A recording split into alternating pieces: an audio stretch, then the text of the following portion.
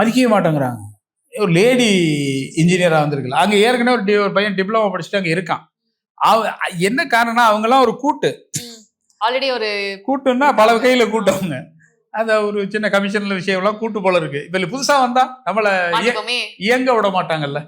அது லேடிஸ்கிட்ட இந்த தொந்தரவு இருக்கும்னு ஒரு நம்பிக்கை அவங்களுக்கு. தேவையில்லாம சின்சியரா வேலை செய்வாங்க, இது என்னத்துக்கு வேலை அப்படின்னு நினைச்சிட்டாங்களே. நான் விட்டுட்டு ஈவினிங் கூப்பிட போற வரைக்கும் எனக்கு டவுட்டா இருந்துச்சு. என்ன இங்க பேசவே மாட்டேங்கிறாங்க. ஆஹா அப்படிங்கிறாங்க.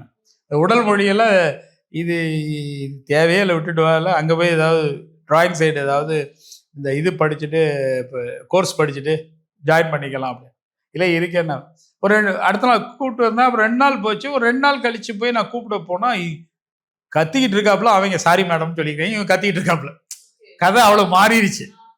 ஏன்னா ஸ்ட்ராங்கா இது பண்ணி ஹோல்டு பண்ணி அதுக்கப்புறம் தான் அவங்க பயங்கரமா இவங்களுக்கு ஃப்ரெண்ட்ஸ் ஆயிட்டாங்க. இல்லை என்ன காரணம்னா அங்கே போய் சில இதை கரெக்ட் பண்ணுறது, சிமெண்ட் பேக் எல்லாம் கவுண்ட் பண்ணுறதுன்னு சொல்லி எல்லாமே ஓனருக்கு இது கொடுத்துட்டாங்க.